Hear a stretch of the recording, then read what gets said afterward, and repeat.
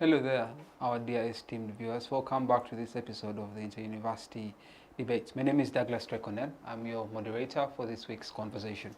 This week we're discussing the rise of fees in Kyambogo University by a tone of 50%, but also we're discussing a clampdown on human rights in terms of the rights of students in Makerere University to peacefully demonstrate. So joining me to discuss this very intriguing but interesting conversation that is pertinent to the students in universities is a panel of distinguished ladies and gentlemen who will help us unpack the conversation and give us context to the particular topic that we have. But before we delve into the conversation, I'll quickly let my dear panelists introduce themselves, and then we can start the conversation. From my immediate right to my extreme right, I'll begin with the gentleman in the maroon tie to say hello and introduce himself. Hello, my name is Wandukwa Simon. I am a student of Makerere, a law student, and a students activist. I am here to discuss more about what really happened to our students' rights as students of this country, but most importantly as Makerereans. Thank you. Thank you. We're looking forward to having a very thrilling conversation with you, Simon, and we're very happy to have you here. Sure. The only lady on the show, you're most welcome. Thank you. Hello, I'm Kirabo Christine, a student at Kyambogo University. I'm pursuing a bachelor's degree in human nutrition and dietetics. In my year 4, I'm so glad to be part of this great team and to discuss such pertinent issues that are affecting the great youth in universities. All right, thank you. Looking forward to having an interesting conversation with you as well. The gentleman, most welcome. Thank you, Drake. The name is Kawere Mugwanya. I am a fourth-year student pursuing a bachelor's degree in chemical engineering and processing, and I am a student leader, serving as the Minister of Finance and Planning in the 20th Guild government, and a member of the Pan-African Women Organization, hence a Pan-African at that, and looking forward to contributing to, serving the youth and their rights as well. All right, let me just stick with you, Thomas. The issue at hand is the fees increment in Kyambogo University. Numerous reports have indicated that 50% increment is just going to happen in 2 schools per se. But we'd like to get that context and understand what exactly is going on and why is it an issue or why is it a concern for the students of Kyambogo University to voice out their concerns on that particular increment. Well, the narrative that it is only happening in 2 schools is amusing because when I look at it, I've seen numerous schools being affected because we have schools and faculties, and you look at it in the sense that why only say 2 schools, and yet I for one come from Faculty of Engineering and my course has moved from 1.05 to 1.45. And then you look at the people in Faculty of Management and Entrepreneurship, 7 courses have increased. Now, in that case, there the tuition has been 50. The 50% I think is also a wrong narrative, because for some you'll find it is 17, 49, some 50, some more than 50. And I think we should just get that right. Really, I think initially education is a right. It is a fundamental right for every human, because from Plato's sayings that it's better to be unborn than untaught, because ignorance is the beginning of misfortune. Definitely. Then you look in the sense that you cannot deny us the right of, reaching our full potential, because education is what gives us our full potential, knowledge. But you're now depriving it. When you look at Makerere University in 2018, 2019, or 2017, 2018, when there was that 15% tuition increment, it was said that over 1,000 students dropped out. Now imagine where you have an increment that is more than 15%, what is going to happen to those students? And people are fighting, people in Kyambogo are fighting for that, because now, it is going to reach a point where Kyambogo which was the least paying, is now not affordable to some. And so I think it is genuine that people fight for their right for education. And I have heard that rumor that, we are being political, it's a political season. But I think it is just that timing. Why hide the tuition increment for over a year and then tell us in 2024 that no, we passed it in 2023? Why not communicate back in 2023 and say no, next academic year there is going to be a tuition increment, put it in the newspapers, medias, and so that people know and can sort themselves out earlier. I think how they handled the situation and how they have imposed it on students is wrong. Because my colleague here was talking about how they engaged students in Makerere from time to time, and it was reduced from 75 to 15%. Why not do the same thing? All right.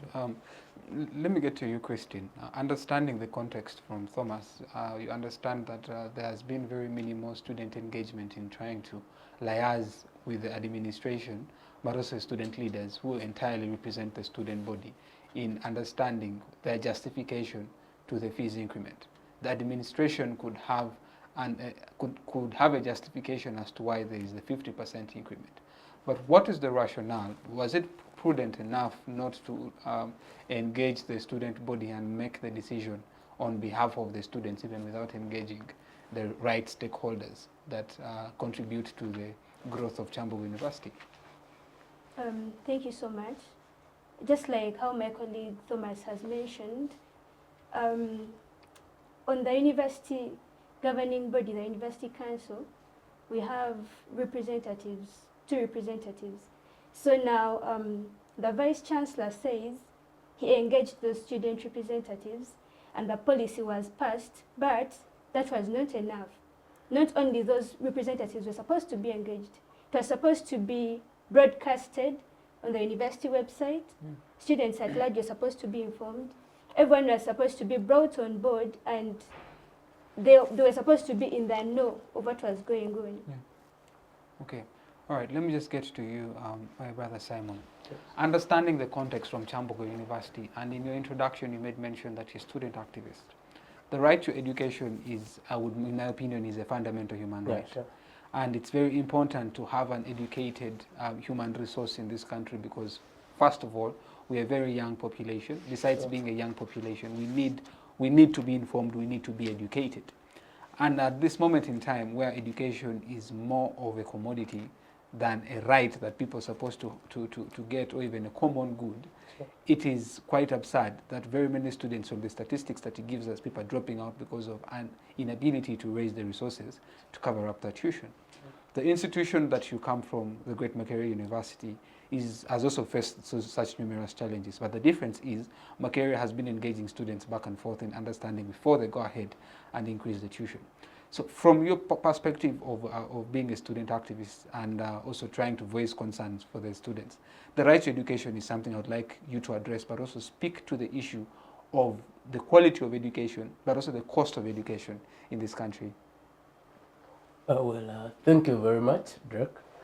The challenge we are seeing today that is happening in Kyambogo, for me, I think is not a new thing. I keep telling friends out there, the biggest challenge you have in this country is a political problem. And because of the lack of goodwill to respect the fundamental right of education, we have seen how the education system has lost value completely. That you will start interrogating from the UPE and USE, and you realize that these are actually policies that are just passed for the sake of a political question, yeah. But when you actually go on ground to investigate, to understand how these policies operate down there, you realize that most of the products of UPE and USE do not have the quality of education you want them to have. Now, at university level, we are left with public universities, to mention Makerere and Kyambogo, that really on top. But there was an attack on Makerere like 5 years ago about the tuition increment, and now it has come to Kyambogo. The essence behind these increments is not actually to provide quality education, in my assessment. Because when you look at the 15% tuition increment in Makerere was supposed to address certain challenges. Yeah. And one of them was the quality of service delivery. How can the increment improve in the quality of service delivery? And this also included the accommodation. But from the time the increments were made, none of these things have been addressed. But you realize that these increments keep on piling up. And like my brother here was mentioning, we are misled with the figures. He will talk about the 50%, and I'll talk about the 15%. But when you actually go down to do the maths, in Makerere it is not 15%. It is now over 200%. You get? So there is absolutely no goodwill by the people in charge of this country politically to respect the fundamental right of the right of education to the students in this country. For example, in a university where I come from, there are many other policies that come as part of the tuition policy. There is a tuition policy of 2016 that has very many surcharges at the third week. By third week, if you have not paid a certain amount of fees, there is a surcharge. By the 12th week, if you have not paid a certain amount of fees, there is a surcharge. You know, by the 5th week, if you have not registered, there is a surcharge. You get? But we are looking at a population and an economy that we all know that over 60% of the Ugandan economy live by hand to mouth. Yeah. You get? These are very broke people. We are having parents who are, you know, down there in Chikubo looking for money to pay these fees. And when someone has not met a particular deadline, the surcharges keep piling up. And also the sums of money keep piling up. So the challenge with the tuition policy is not actually administrative at university level. This is a reality because these days actually these universities do not collect these monies. The monies go to the Consolidated Fund of Uganda and then bounce back to the universities. So it is a political question. How willing is the people in charge politically to provide and respect these rights? All right. Sure. Thomas, Yes. what I'm interested in is understanding the rationale of the admin of Kyambogo University coming up with the 50% increment. What is the reason behind it? Now, you know, there was that chaos in 2023 of we saw around media where they said expired courses. Remember, that took a very huge captured a lot of people in the world, so in Uganda, and so now they tabled and said no, let us revise the courses. But I know they were revising because that was the communication from Professor Erika Tunguka.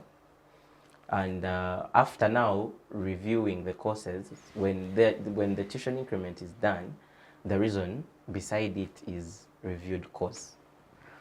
But then you see, that perturbs my mind a bit because, as he said, in their university, Makerere, you increase tuition, say that this is this and this is going to be met with this increment in money. The course needs this, and this amount has not been catering for it.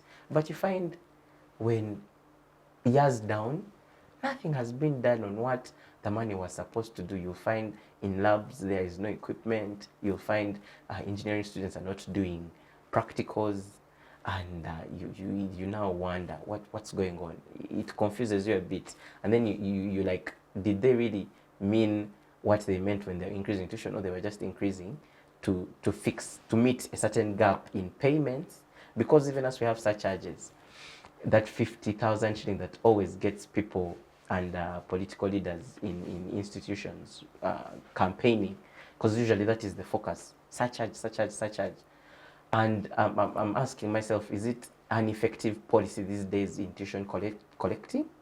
Because it's not working. It seems like it's not working, and I feel like them now diverting the money to the consolidated fund instead of the management of university is the source of the problem. Because I believe in a country like Uganda, we are now mainly focused on political instead of looking at other things. Yeah. You know, last time when we were in the public lecture at Makerere, there's a student that talked about the middle class. If Uganda could divert all resources back to the middle class, doctors, the workers, people that work, the traders, I think this would solve all problems. But Uganda is focusing only on the political climate, political this, political that, year in, year out. And I feel like we are losing track of what is right. And we are the ones now, the youth, the ones in universities to suffer the consequences. So it is now more of government, because now the problem with Uganda is governance. If we can rectify good governance, and you know in Pan-Africanism we have that saying of Ubuntu, I am what I am because of the people. And are you having the goodwill of the people? Are your thoughts as a leader, all as leaders that are governing this country, do you have the goodwill for that? But now at this point, I don't know whether we should blame the administration of the university or blame those that head the country, because now when you go and riot for a few things here and there in case for private students, we pay money. What we expect are marks and quality of education. But you find people 2 months down the road in a university, they have not seen a lecturer. They have not gone for practicals. Let's just stick there. And I think also the question will slide through to Christine. Quality of education. That is something that is also has left very many people quite astonished on the recent number of graduates that have been coming out. But besides also the numbers that have been coming out, the quality of the people graduating from institutions is worrying. Sure. You find students who come out of university, they lack critical thinking, they lack ability, they lack employable skills that employers are looking for. Does that therefore, would it be justifiable enough for students to go against the idea, first of all, of the fees increment, because they are not receiving the quality education that they deserve, because it's affecting the kind of students that we're getting? Or it's a different question altogether? Well, if people could think like I think, when you look at the private sector, you cannot increase the amount of something unless it has met the desire of the people. Yeah. But now, why increase tuition to a given amount when the money that you've been collecting from us, we are not getting what we are supposed to get? I mean, your argument would be, no, I have done this and this and this and this, and I have found difficulties that now we don't have this and this and this, and I've been charging you less, now I'm going to increase. Then, okay, well and good, it's understandable.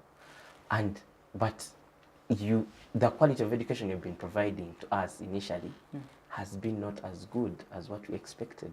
Is it even good anyway? That is a question that we are different people and different courses around the university, and we would definitely, if you did a sample of 100 people, you would get different answers. I think also now schools and faculties matter. Usually it depends on how faculties are handled. You get, because I may say from engineering, yes, the education quality is lacking, but someone from another faculty will say, oh no, for us we have teachers, we study the whole semester, what, and you know. All right. Yeah. Christine, the justification among the increment when I was reading was the idea also of remuneration of the professors and lecturers. And the justification is they need to be remunerated better. But let us have this hypothetical. In Uganda, we have an academia that is not really academic in its own sense. Academia in other countries focus on publishing papers that inform societies on what to do for practitioners to implement what the academic is writing. What you find in Uganda is you find people in academia, but also hustling in other fields, which in one sense infiltrates into the idea of academicians, what they're supposed to do. People who are supposed to be thinking in terms of building a nation are oftentimes now got in between the race of looking for what to eat to feed their families, rather than focusing on what is possible, because the state is paying them enough to build the next generation, to build the country. Now my question focuses on the idea of, wouldn't it then be fair to have an increment of 50% with a justification of, okay, you know what, we're going to pay our professors, we're going to pay our lecturers. Would it be a viable argument anyway? Okay, thank you so much. Given that question, despite the fact that they increase the tuition, where I come in my school, it's called School of Vocational Studies, and it's based on skills, implication of skills. But despite increasing tuition, nothing is ever improved. The labs are still the same. We still have the same size of labs. We still use the same lab tables, and nothing is never worked on.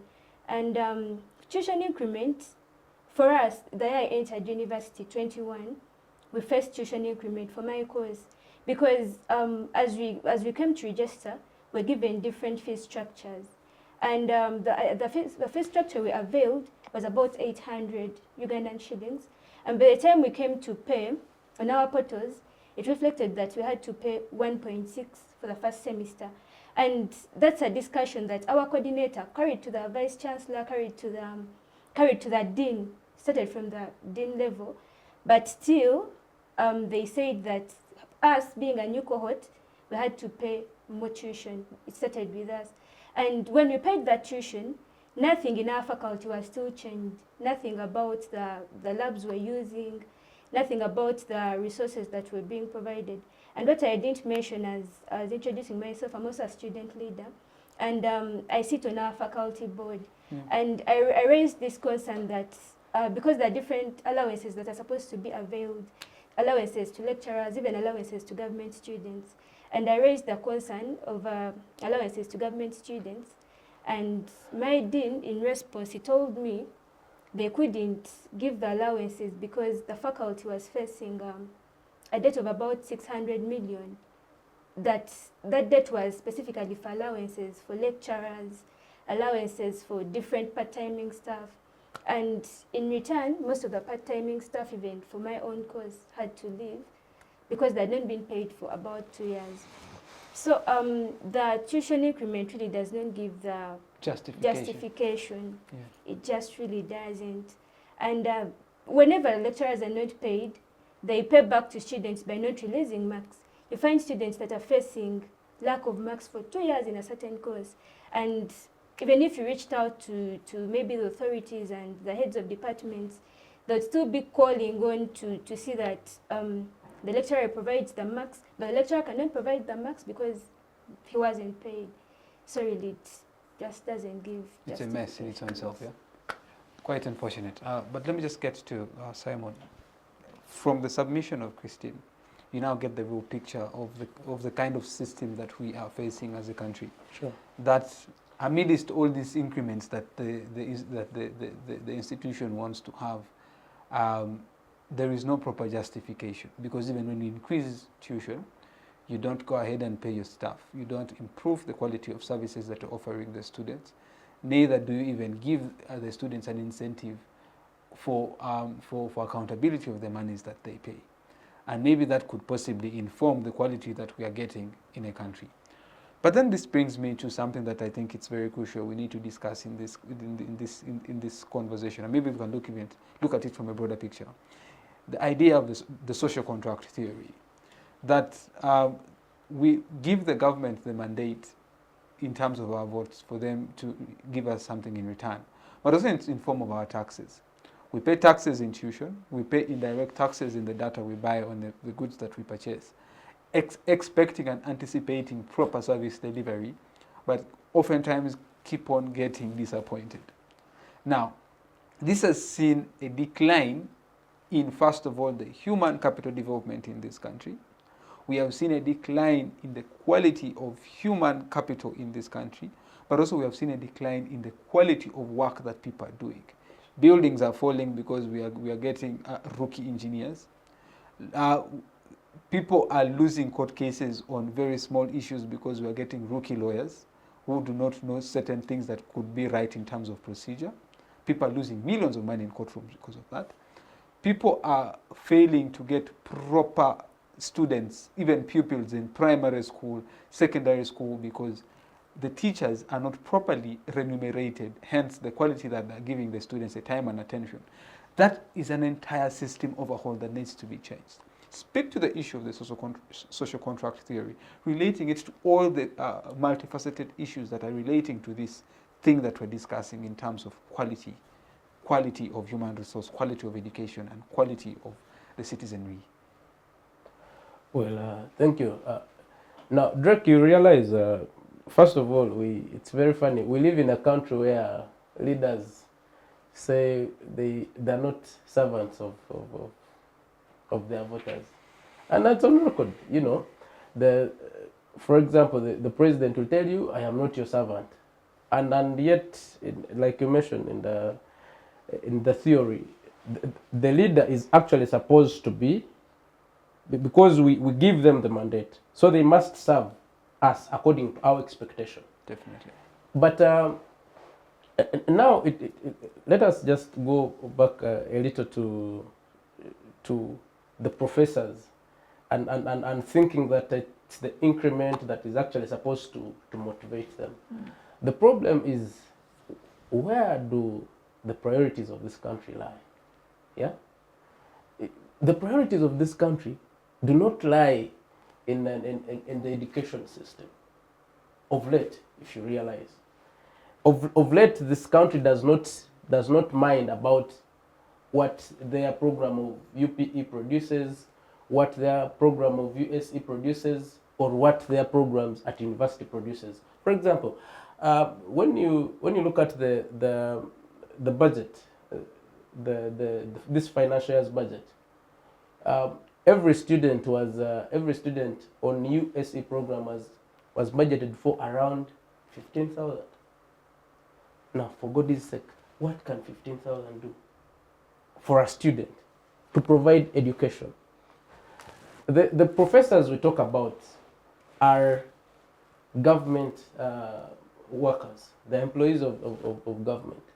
It is incumbent on the government, the state, to ensure that these people are actually settled to give quality services. These are the same people you'll find in private institutions performing very well, giving quality, giving out their best. Yeah? But because in the government sector, they are not as motivated enough to provide the services. Some of them actually opt for the private sector. And the good talent is shifted to that direction. But not every Ugandan can afford the private sector. Now, it is a whole thing of interrogating, where does the priorities of this country lie? And for me, I think our leaders have reached a level of now thinking they do us a favor when they throw, crumbs of what is left on their table for us to enjoy. And then it is absolutely wrong. Now, when you look at what is happening today, it is causing a lot of dropouts, both in secondary and at university level, and this is the biggest population, by the way, the youth, those in school, over 16 million, and even those that are coming out. For example, in Makerere today we have been reduced to go to class and back to your room kind of system. But that is not all that education can give. It is not only about you reading the books. Like life is just so much beyond the books. It is so much beyond you cramming whatever is written down and writing and getting good grades and going out there. That's why you find friends having very good grades but cannot actually fit in real life. They find life challenging out there simply because we have been put in a system where we think life is all about grades. Life is all about go to class and get back to your room, read the books and pass and excel. I think even the framework of our curriculum has not addressed that challenge. yeah, that you spend almost 17 years in school reading, just reading.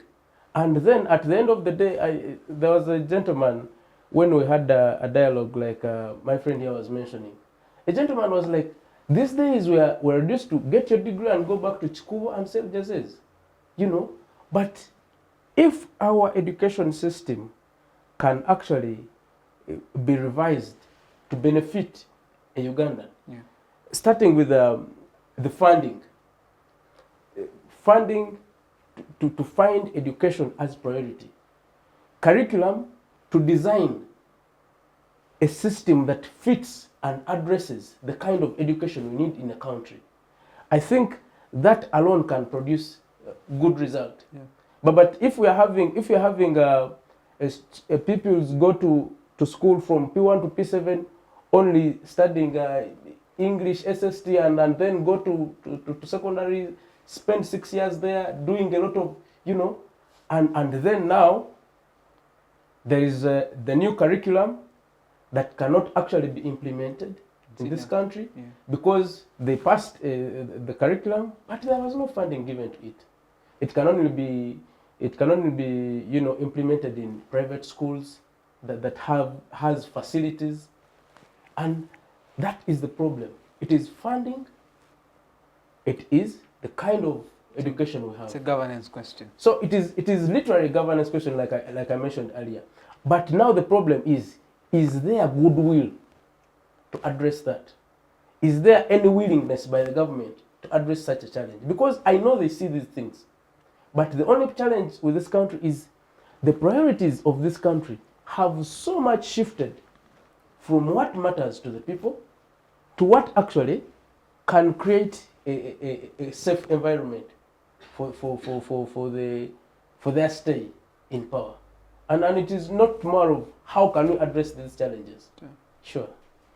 Quite unfortunate that politics has infiltrated every facet of our society. Even when we try to move, politics is affiliated to it. And politics, be it an activity that focuses on just winning political gain, will see us oscillate on that pendulum of only continuous having of conversations without having any proper implementation of things that really build a nation. I think then that is incumbent upon us, our generation. But also unfortunate that our generation, we're also getting swamped up in the idea of winning a political seat and maybe having a change. But it's a good thing. In my opinion, I think it's good that 2026 we come and have young people in the various positions and all. But I'm just still wondering whether even the young people are prepared enough to bring that change that we want in this country in terms of proper service delivery to propel our country forward. I think it's something we need to answer. Drake, Yeah. if I can pitch in a bit. Yeah. You know, I always tend to have conversations with my peers. I once told a group of people that I wonder why successful countries, you know, the focus of successful countries is quite intriguing. You see, as a third world country, it looks like our solutions are all, what our leaders think that all our solutions are political. But I want you to look at now, let me give an example of England. I have noticed how politics is something that is very small and they focus more on football, investing things. Football generates a lot of money for them. Things that here we see as a time waste that have propelled them. They have programs like such as youth development. Yeah. I saw because I follow American football and I saw how much a ticket of NFL finals is, $5,000. And I was wondering, how do these people come and pay to watch just one match, 2 hours for 90 minutes? But you find the pitch is full, and they say NFL in America generates a lot. So can we leave, instead of putting all the money in that is in the budget into political things, and shift? Because I feel like now the priorities shifted, the goalpost shifted to somewhere, and I don't think we have priorities anymore. Because if you look at a budget of 72 trillion, at Kyambogo we have facilities that are our like hall facilities. Even in Makerere, you look at the hall. Have you seen the halls? You've had that problem where you look at the halls and you feel irritated, and I don't think anyone would want to send their child in those halls. But because people are poor, they cannot afford, but one would opt to put their child outside. But because in Kyambogo it was estimated around 9.6 billion to renovate halls, but the money cannot, they will tell you there's no money. I remember the Vice Chancellor of Kyambogo and the US went to Parliament to look for money for the areas. In engineering, there is a debt of 4.4 billion, and I hear it keeps on increasing. These are the problems engineering is facing now. As an institute that is known for its engineering capabilities, if we have such a problem, really, are we moving forward? And if you're trying to propel a country, because I don't think we want to be a third world country forever, are you going to deny? Apparently, it looks like you're comfortable being called a third world, and even worse. Exactly. But are you giving the people, the citizens? Because we usually expect people to come from abroad, give us products. But why can't we, the engineers here, manufacture? I am a chemical engineer. But if I feel like if I continue and finish this course at Kyambogo, I'm not going to be able to design a chemical plant. And I will be sidelined because I studied in Uganda, and they will come and an outsider will be opted to be the chemical engineer, the one who designs the processes. And that will hurt me because one does not trust the education system in which I was groomed in. So I think the priorities should change. And with the youth, we are trying to speak up. We are trying to speak up as much as we can, but I mean, they're trying to push us down because they, the problem is these days we are very many people that are learned, and you cannot, usually the best way I've seen how government does its things is hide information. Hiding information, keeping people ignorant, and rule the, it is very easy for you to rule ignorant people. Yeah. But I've seen people making excuses on television and giving reasons that are really, I cannot even, I sit down and I say, how could you give me such a reason for doing such a thing? How do you justify that? And you're on television and you're telling something like that to me, a person that knows how the system works. I might not have lived for longer, but I am now learned, and I know I get information. I read newspapers, I see shows, and I can understand and see what's right from wrong. So I think the general picture is Uganda is focusing on the wrong things, and I mean, why increase tuition in a time when parents are facing economic difficulty? Why do they focus on increasing tuition? Why aren't they increasing government student funds? Because I mean, the justification is, you see, the prices of this have increased. What? Government students have been on 770,000 for the past how many years? Actually, they keep on reducing. Thank you. So for them, they're not leaving. I mean, don't they need the money? Why not? When you say let's increase tuition, let us also increase government student money. But even the number of government students that are being enrolled now are quite minimal. Exactly. They wanted they wanted to remove it completely. They are trying to remove faculty allowance completely. So sincerely, when you look at generally the education sector in this country is worrying. In terms of budgeting, there is very minimal money is allocated to the education sector, yet it's one that is meant to build the next generation and propel our country forward. As you guys rightly put it, the priorities of this country isn't straight. Yes, security is important, but is it as important as human capital development? I think in a fourth industrial revolution, where you have things to do with technology, AI, information, having young people greatly enriched with the facilities and with the skills to prepare them for, a connected world would be very powerful. But unfortunately, it looks like we're just a ticking time bomb. But just before we go into the break, I'd just like to quickly engage with you, Christine, to sum up this issue of the fees increment in Kyambogo University. The numbers of the numbers of female students, first of all, enrolling in universities over the years was increasing. But with these fees increments, should we expect a reduction in seeing our female counterparts maybe drop out or not even get enrolled in schools because of inabilities to pay for tuition? Thank you so much. Definitely, we expect a drop in the number of students, female students, that will be joining university. And for context, Kyambogo University is majorly is occupied by people from low income and average income backgrounds. Yeah. So with tuition increments, these people are going to be deprived of their right to education. I'm convinced that education is a necessity. We need education as the whole nation for transformation of minds. Yeah. So with the unaffordability of the education, definitely, without a question, Yeah.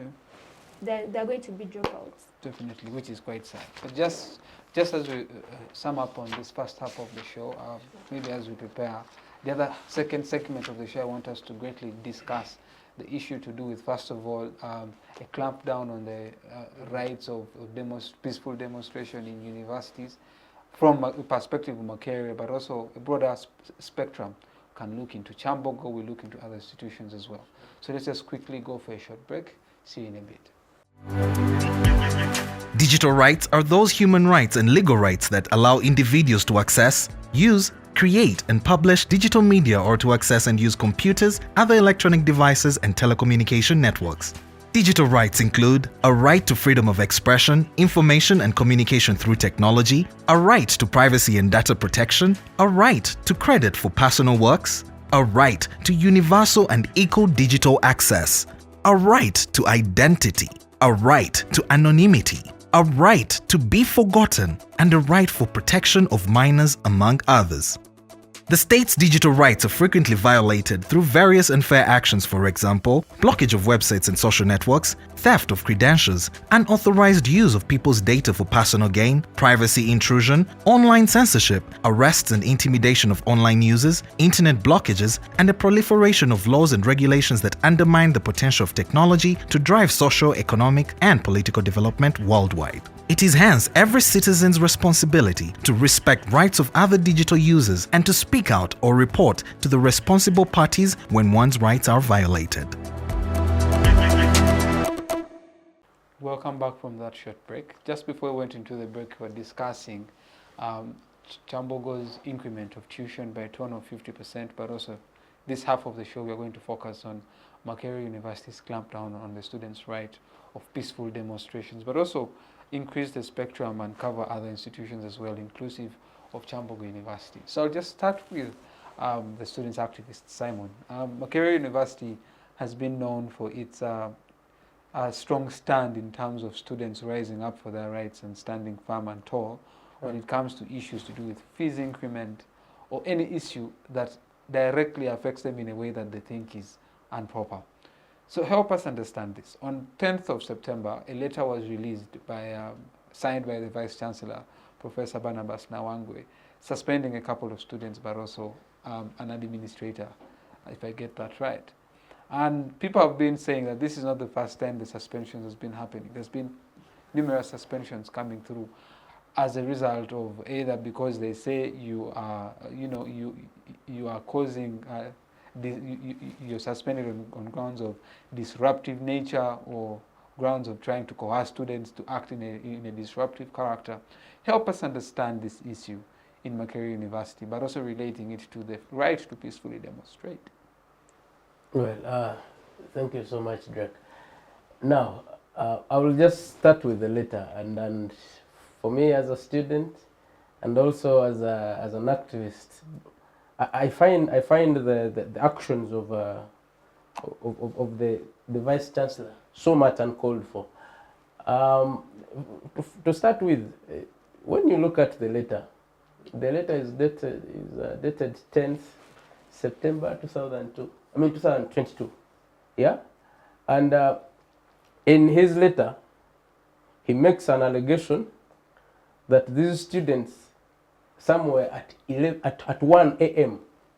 in the night, were convening a meeting to plan for mobilization on 9th of a Saturday. And by the right calendar, 9th of Saturday does not exist this year.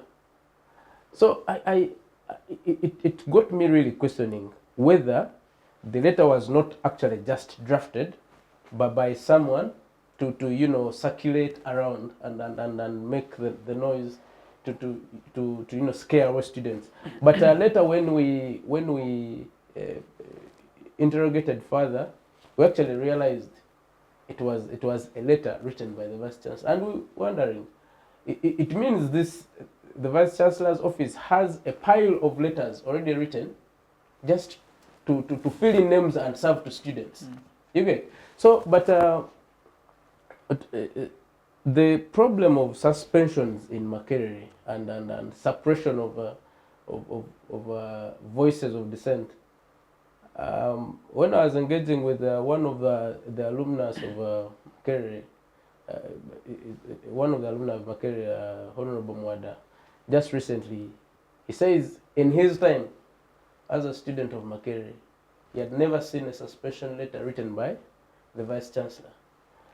All they would see were letters written by the Dean of Students, suspending and, warning students. But the Vice Chancellor today of Makerere University, Professor Barnabas Nawangwe, in his tenure alone as one person, I think has written more suspension letters than all other Vice Chancellors combined. His kind of letters have this thing of hooliganism.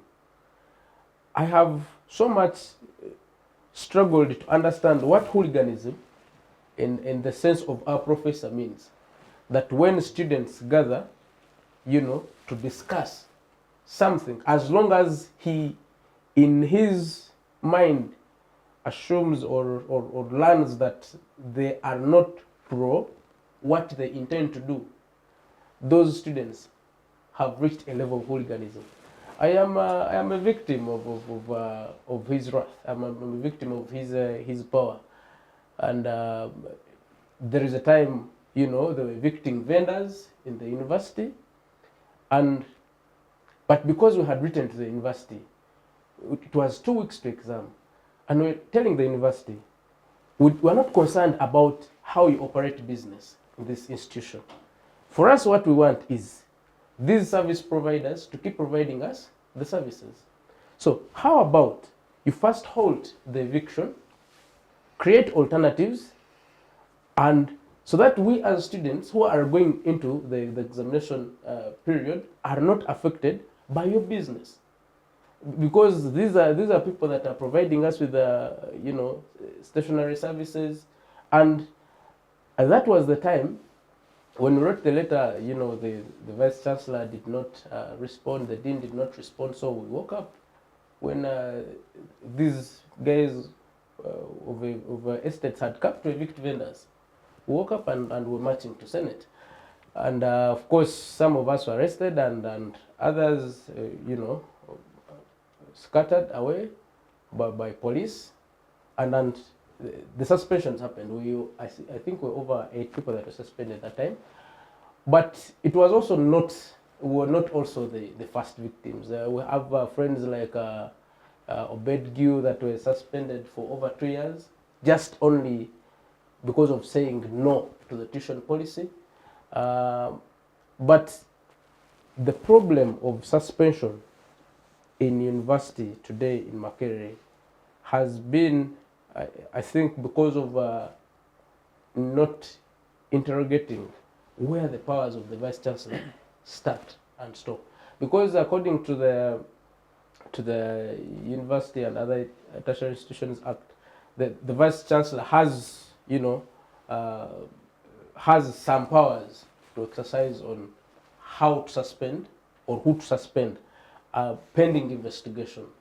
But I think the biggest challenge is now the Vice Chancellor has utilized those powers selfishly, to scare away students whenever students come up and are really having dissenting minds to what he actually thinks. And when you actually observe well the current Makerere, you realize that the biggest problem we have has been caused by one individual. One, that is the Vice Chancellor. He's the reason as to why students can no longer even stand up and say things. Recently, we saw a letter. Before actually the suspensions coming out. We saw a letter by the Dean of Students, calling off all public gatherings in the university. That as long as your intentions are not known to us, as long as they're not academic, as long as you're not gathering for prayer, you're not allowed to gather anywhere until further notice. Now, we're talking about a university, for God's sake, a university, where by default, you'll find people with different ideologies, different ways of, expressing them out. As long as they're doing them within the law. You get? Even our constitution of Uganda has given us that right as Ugandans. Article 29 gives Ugandans the right to peacefully assemble and demonstrate whenever they find certain things not right. And I have a reason to disagree with you, as that is my opinion. I have a right to disagree with you. I have a right to call you whatever I want, as long as I am not defaming you. You get? As long as our vice chancellor or administration is not working well, we as students have a right to call them to order. But these days, when you do, what you wake up to is a warning letter, suspension. They have suspended 2 colleagues, the student leaders. That is Oteba Martin and Besigam Kamasina. Those are chairperson of 2 different colleges, Kosis and Kayes. And almost half of the Guild President's cabinet was warned, including the Prime Minister. Now, how we get here in a sober university like Makerere is where the question is. And I was discussing with my friend here. We have had these kind of challenges in the university, but I think the university felt so much empowered in 2022 when we lost a colleague from UCU who had come to be part of our campaigns. May his soul rest in peace, Betungura Bewate. But now, after that unfortunate event, the university, in disguise of protecting the rights of students, took away all of the rights of the students, and now responds in a way of doing you a favor. For example, we must choose our own leaders in the university, but you'll be shocked that today in Makerere, it's almost as though the university is the one that chooses our leaders. You get? They design a system, an online system that students use for voting, and they are the ones in charge of the system, and they cannot account for the system. They cannot account for how these votes actually come up. So they create a system of people they can contain. And by doing so, they also go for whose head is up. They warn you, and all of you are down. So the problems of Makerere have been all built around one gentleman in his office, that is Professor Nawangwe, and it is very absurd because this university is so much bigger than him. It has produced very many great men. It is so unfortunate that in his time, if you count, maybe it may have produced academic giants, but it may not have produced the quality of intellectuals like it has always been producing. All right, let me just hold you there and bring in Thomas and Christine. Understanding the context of Makerere University and how institutions have clamped down on the students' rights to peacefully demonstrate. Kyambogo is no different from what is happening in Makerere. Students, when taking out their voices to the streets of the university, they are welcomed or faced with tear gas and the wrath of the police. What does that mean for the state of our institutions and our country, Thomas? I think when you're ruling, when you're governing a country and at the same time a university, you must understand that we're all not going to have the same ideology. That's one. Then two, you're going to have to understand that we're all not going to say yes. You cannot, even though you try hard to force us and build us as one, in that we align with your ideologies. No, we are not. Yeah. Because even though you're doing the right thing, there are people that are going to say, no, there is an alternative. But if you're doing a wrong thing and the majority are saying it's wrong, then, I mean, pick a leaf. One time, a friend of mine told me a story that when he went back home and asked a story that his parent told him, that there is a child that went back home and told his mother that everyone at school hates me. And then the mother asked, but don't you see that there are people that the devil worships, the people that go to the devil willingly? And he was like, yes. And then, what is wrong with you that everyone hates you and yet there are some people that can love the devil? In the sense that, are we all wrong and you're the only one that's right? And by now, I mean the system. Is the system the only one that is right and all of us that are outside the system and are observing it, are we the ones with the problem? I don't think so. Because for us, we're not trying to oppress those that are against the system to be with, you know? We are just trying to speak out. What I've noticed in every institution and in the country, they try to criminalize peaceful protests. Now, is that the answer we need? Why don't we focus on the problem other than people that are trying to air out the solutions? Because I think, and even it goes back to how is the armed man trained to handle peaceful protests? I feel like it is wrong the way they handle people. I mean, we come with placards, we come with written chats, we come with simple things. We don't have guns, we don't have knives. It is only in that unfortunate incident in Makerere that something like that happened. And usually you see that the injuries happen because of the brutality of the armed person. But I mean, if we come, you see in Kyambogo, when the tuition increment was done, we spoke out. We tried to opt for the peaceful measure. We wrote a petition, we took it, we didn't cause any chaos. We were there at Senate, but till now I haven't seen a written document of, hey, I received this document and we are trying to do this and this and this and this to air out your problem. I think they have tried so much to do what they think is right other than consulting us that are outside, because we are not one of them. We are outside here fighting for rights.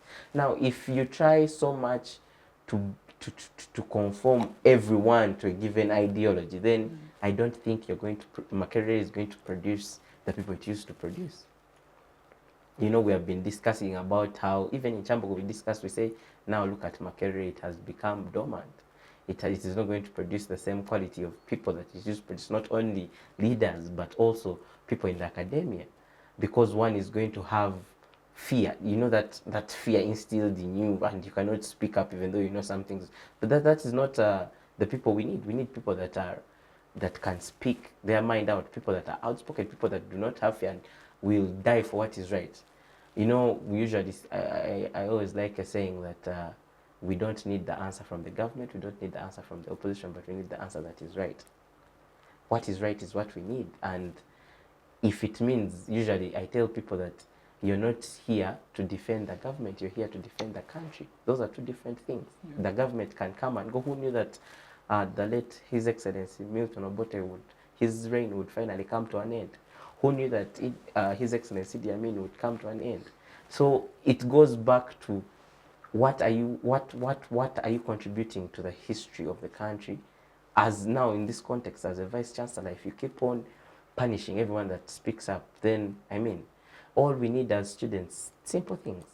We need marks, We need lecturing us very well.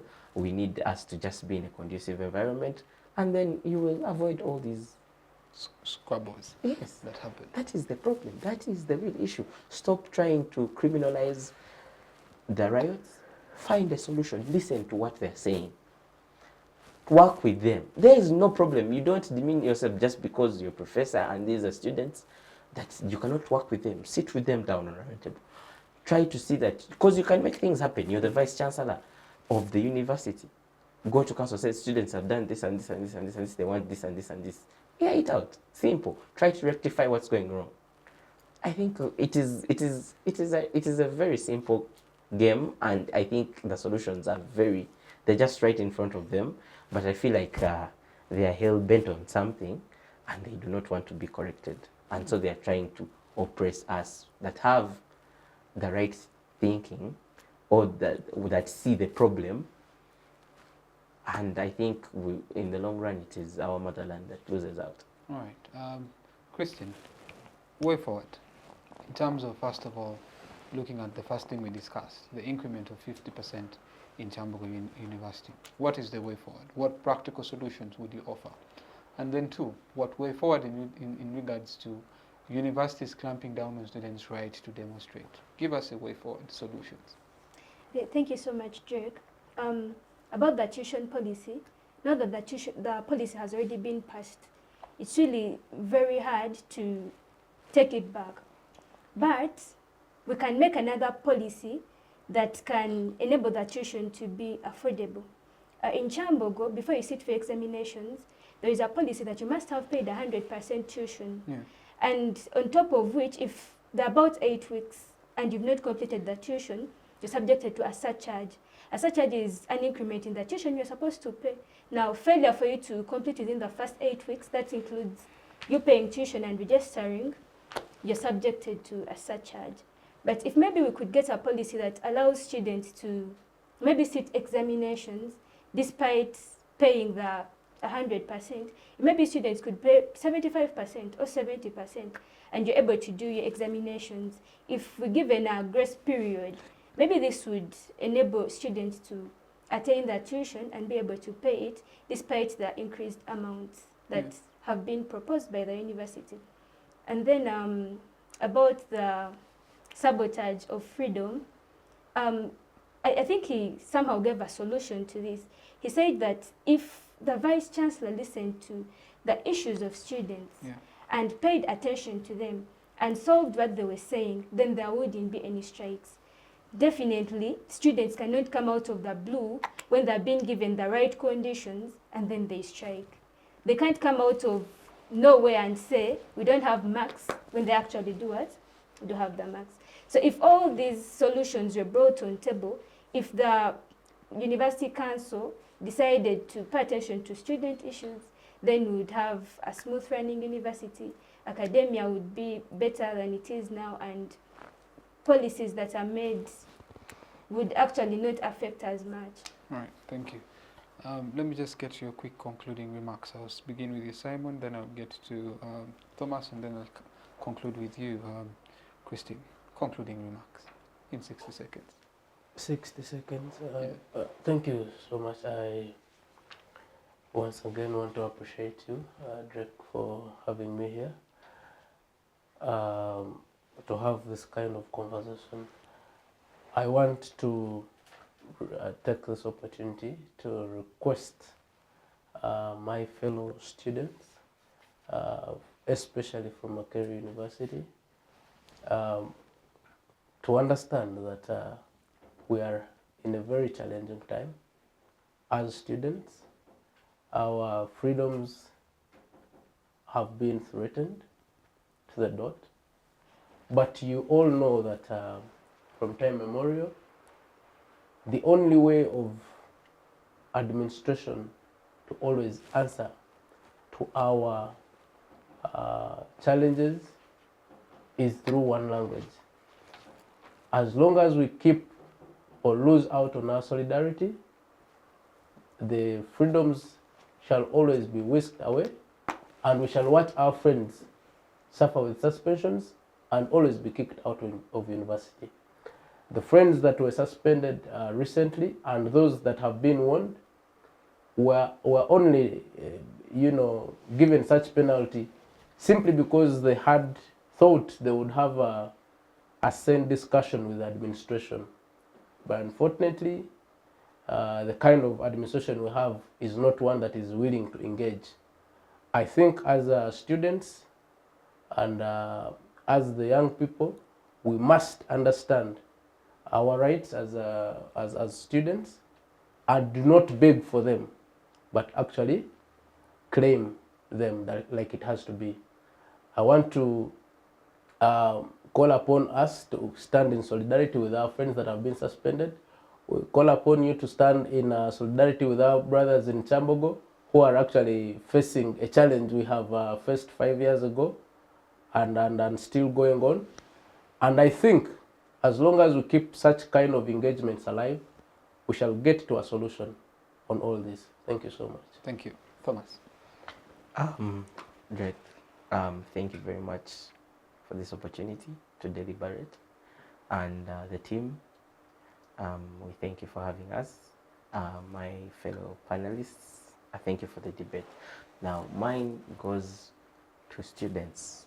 Even though they try as much as hard to conform you to a certain way they want you to be, please maintain that spirit, because it is the spirit that is going to help us to revive the glory of our country and also push this country forward, because these same people are not going to be here forever and the mantle will be left in your hands. Now, for the administration in universities, it is high time they stop beating around the bush and they actually faced the challenges head on with the student leaders, because there's a reason as to why we have student leaders. I mean, sit down on a round table and do not start playing that hide and seek, because I'm not coming with my petitions and everything for you to sit on them and pretend as if I never made an alarm and wait for me to come for riots and then criminalize them. That is not what we want. And for the tuition, I hope that deep down in their hearts they find a way of trying to make it more affordable and come up with alternatives to make it better, so that we don't lose people that would have been what they are going to be in future, because you might lose someone who's going to save us, a person who will be, a national hero, and then you lose them because someone did not communicate earlier, or someone did not think about the crisis in the country when they were increasing the tuition. Then lastly, I talked when we were at the public dialogue, I mentioned something that was very vital, that we should, radio stations should have weekly engagements, dialogues like these ones. And I've heard that you always air this on, and that is very good. This is a very good practice, because we get now to put out student ideas and cries, because usually when you do those dialogues, you go for a meeting, you go for a strike, that is a one-off. We don't need a one-off. We need a continuous system where we are going to continuously pick on the same thing and always talk about the same thing, so that they know it is wrong. I don't mind talking 100 times about it. I don't mind if I spend my whole lifetime addressing it, as long as someone hears and says, no, it is time we do something. Yeah, I think we should get such engagements, debates everywhere, and students need something that is going to be sustainable. Discussions, bigger discussions, we can even say, no, today we are, because we need to air out these things.